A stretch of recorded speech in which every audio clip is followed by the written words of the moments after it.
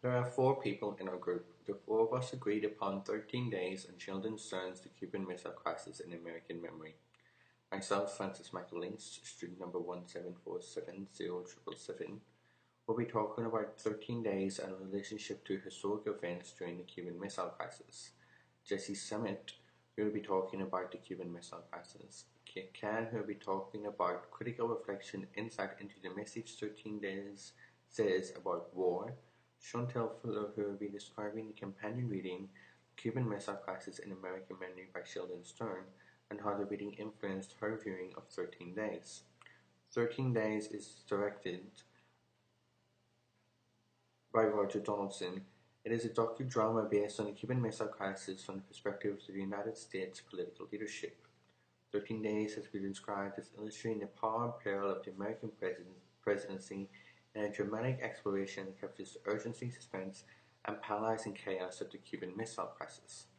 13 Days captivatingly displays the 13 days that shook the world and put the United States and the United Soviet Society of Russia on the brink of nuclear war. The movie starts with the scene of the American U-2 aircraft on a reconnaissance mission over Cuba that captures the Soviet Union in the process of placing missiles carrying nuclear warheads in Cuba. This leaves the American presidency and advisors to come up with a plan of action to prevent the activation of such weapons. Kennedy is determined to ensure the U.S. will not allow a missile threat. The Joint Chief of Staff advised immediate U.S. military strikes against the missile sites followed by an invasion of Cuba. However, Kennedy is reluctant to attack and invade Cuba as it would lead to greater international conflicts. Citing the guns of August, Kennedy sees the analogy to the events that started World War I. Due to Kennedy's reluctance to follow this course of action, him and his advisors tried to find a solution that would remove the missiles but avoid an active war. They settled on a step less than a blockade. They set up what they popularly describe as a quarantine zone. They announced the U.S. naval force will stop all ships entering Cuban waters and inspect them to verify they are not carrying weapons destined for Cuba. The Soviet Union sends mixed signals in return.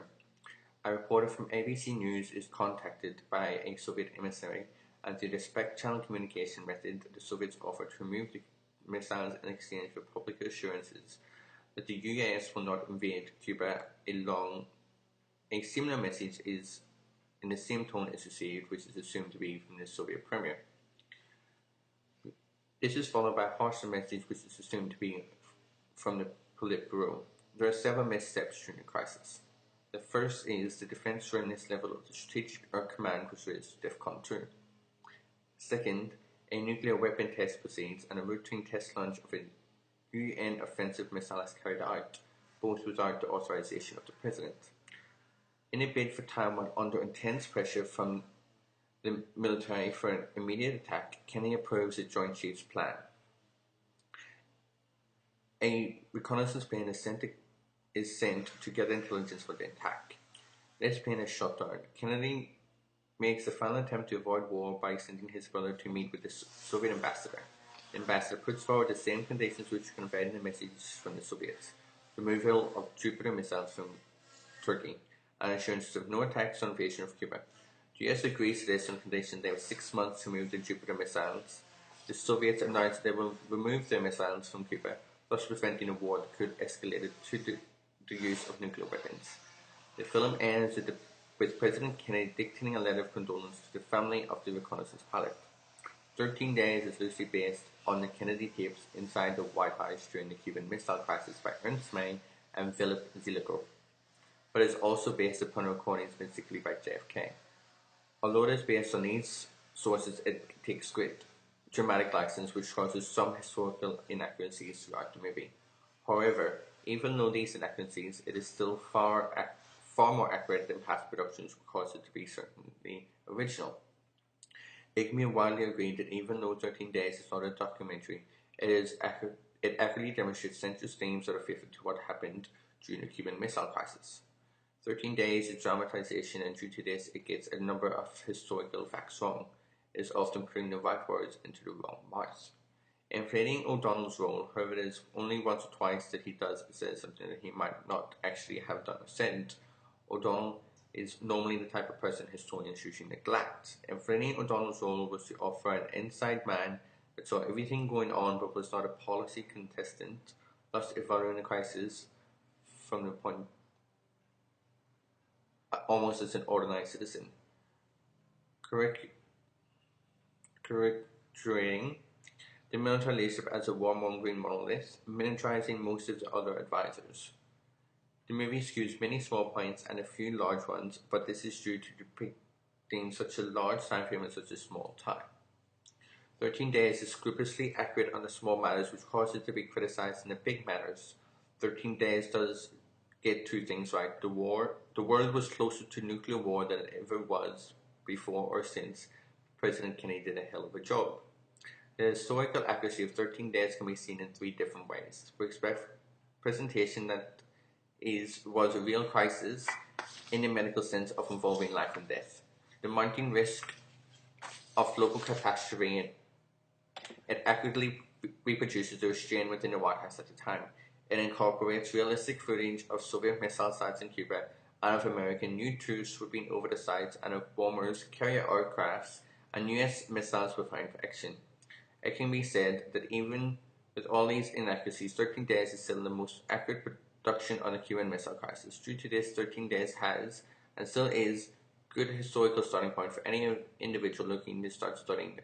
Thank you, Francis. The following section of the presentation will cover a short summary on the war and conflict which the film 13 Days is based on. So, without further ado, let's begin. This film depicts one of the major conflicts which erupted between the United States and the Soviet Union during the Cold War. This conflict was, of course, the Cuban Missile Crisis. This crisis was the closest event to an outbreak of nuclear warfare between the United States and the Soviet Union during the Cold War. Before the outbreak of the Cuban Missile Crisis, Berlin had been a point of disagreement and contention between Nikita Khrushchev, the Premier of the Soviet Union, and John F. Kennedy, the President of the United States. The erection of the Berlin Wall, which began on August 15, 1961, heightened tensions between the two leaders. Also during this time, the United States had a tense relationship with its close neighbour Cuba. Tensions between the two nations had been growing since the United States' failed attempt to invade Cuba's Bay of Pigs in April of 1961. This left Kennedy and his government embarrassed and humiliated, while infuriating Cortez, the president of Cuba. The Cuban Missile Crisis did not occur instantaneously. There are reports which indicate the United States was aware from as early as July of 1962 that the Soviet Union had started shipping missiles to Cuba. As the film presents, the Soviet Union, under the direction of its premier, Nikita Khrushchev, did move and assemble missiles in Cuba to use against the United States, which he had approved on the 10th of June 1962. Confirmed sightings of Soviet missiles and soldiers were presented to John F. Kennedy on the 15th of October 1962. The Cuban Missile Crisis was handled with extreme care, and like the film, John F. Kennedy introduced naval quarantine on October 22nd. This was a move by John F. Kennedy and the Executive Committee of the National Security Council to deter the Soviet Union. Fortunately, this crisis was amicably resolved by the 27th and 28th of October 1962. Both Khrushchev and Kennedy agreed to remove their missiles. This meant the Soviet Union withdrew its missiles from Cuba and the United States removed their missiles from Turkey. Cuba's leader, Fidel Castro, was annoyed by Khrushchev's decision to remove the missiles from Cuba. Scholar Arthur Cry wrote, "The 1962 Cuban Missile Crisis was the closest the world has come to general nuclear warfare." Cry also believes the Cuban Missile Crisis was John F. Kennedy's finest hour, and his actions were considered wise. Unfortunately, the agreement between Kennedy and Khrushchev was not enough to end the Cold War. During this part of the presentation, I'll be critically reflecting on the film 13 Days and what the movie's message about war is. So, as has already been discussed, this film is a dramatic representation of the 1962 Cuban Missile Crisis and is largely looking at the American response to the situation. The film establishes some important messages about the nature of war, some of which are perhaps specific to the Cold War era, and other messages which reflect on more universal norms when it comes to warfare. There are three main messages which I drew from the film about war, which I will be discussing in this section of the presentation. These are the vital yet often conflicted relationships between the military and political leaders, the prevailing attitude that war is men's business, and the tenuous nature of war, which is demonstrated by how the media and civilian population are seen to impact the progression and the outcome of the crisis. First and foremost, a dominant message throughout the film is the conflicted relationships between the military and political leaders. This relationship is demonstrated as vital, as often the political leaders defer to the military leaders for pertinent and critical information regarding weapons capabilities, logistics, and situational awareness. For example, one of the more important questions that JFK asked the military leaders at the initial consultation meetings regarding the missiles is how long until they are operational. This demonstrates the value of military input into wartime decision-making. However, it is also quickly established that military and political leaders often have conflicting agendas for warfare. The military leaders see the political leaders as weak and lacking decisiveness, with one general commenting that the Kennedys are going to get us all killed due to their lack of offensive action, whereas the military leaders are presented as too quick to shed blood, war-hungry and immoral. The rift between the ideals of the political and military leaders is further demonstrated when the military leaders begin making decisions without presidential approval. The president and his team successfully averts this crisis escalating into a full-scale nuclear war, but had a different decision been made about how to respond, this may not have been the case. This demonstrates that the outcome of war in the modern world is not only about the size of one's army or the field tactics employed, but about effective decision-making through consultation between several invested parties. A second major message which is portrayed in the film is the attitude that war is men's business. By this, I mean that warfare is a domain which is dominated by men, and that when it comes to decision-making about when and how to engage in war, this is left up to the males in leadership. The film backs up this notion, as the initial and consequential meetings which are held in response to the discovery of the missiles are done in rooms of male political and military leaders. There is no female input into the decision-making process regarding the crisis, and the few female characters shown in the film have nothing or very little to say about the crisis. Whilst this is also possibly a reflection of the period in which the film is set, it is nonetheless a prominent feature of the film, in that female characters are scarce, and when they are depicted, they are largely inconsequential to the storyline. Whilst it is difficult to ascertain whether this male dominance in war-related phenomena, which continues in the present day, is due to the glass ceiling effect women might encounter within defence systems, as within many organisations, I think there is a valid and strong argument that this male dominance is more so a result and reflection of universal prevailing attitudes that war is more suited to men, to male attitudes and levels of aggression, and that the male disposition in general qualifies men to dominate in the decision-making processes concerning war as seen in the film. Another message which is put forth by the film is the tenuous nature of war, which is demonstrated by the impact of the media and civilian population on the progression and outcome of the crisis. There are careful measures taken in the film to ensure that the media does not initially get hold of the missile crisis information for fear of public mass panic, and the effect this could have on how the crisis plays out. At one point, JFK himself calls the publisher of a newspaper to ask that he does not run a story on the crisis, as it is at a crucial point in the settlement process with the Soviet Union, and running with the story could ruin the settlement. This demonstrates how war is a tenuous ordeal that can be easily swayed by public opinion, and for this reason the public is not always made aware of operational information, and the timing and extent of the release of such information is crucial to the outcome of the war. Sheldon M. Stern is a historian and author who specializes in the Cuban Missile Crisis. He has written many books and articles on the situation, and most recent being The Cuban Missile Crisis in American Memory, Myths versus Reality.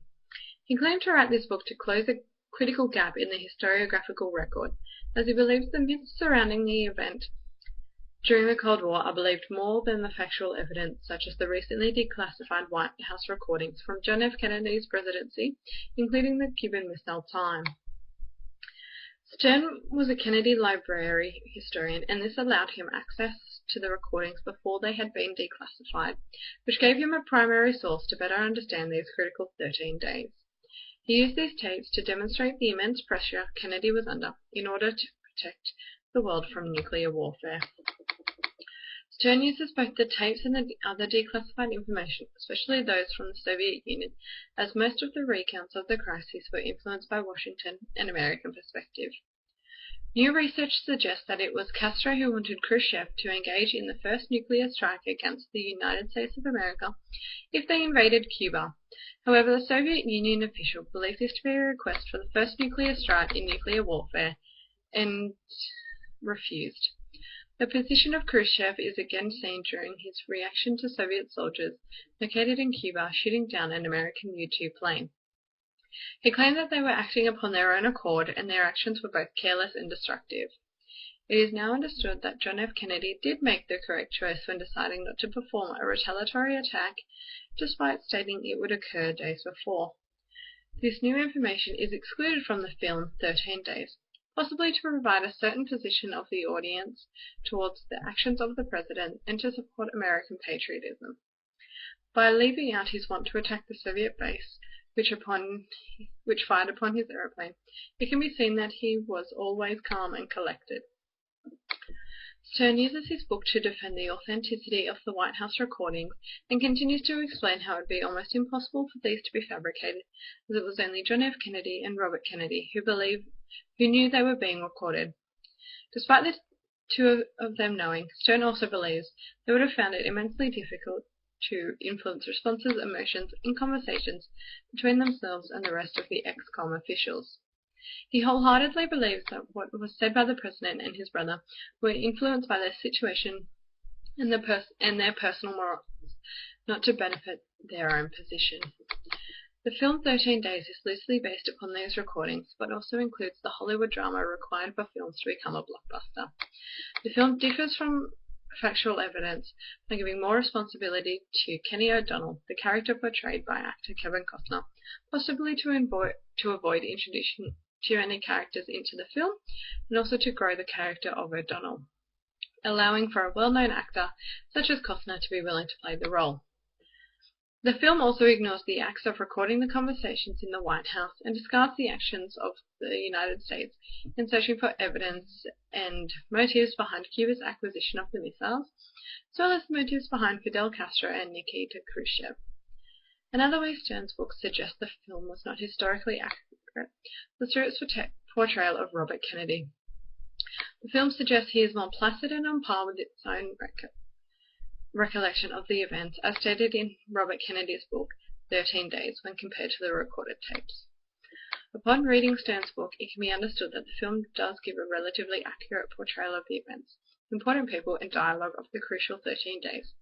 However, the film does have an essence of Hollywood flair, in which some scenes are over-dramatized, certain words have been said by different characters, which has been most likely to shorten the running time of the film, and of course the different portrayals of Robert Kennedy to a position he himself favoured.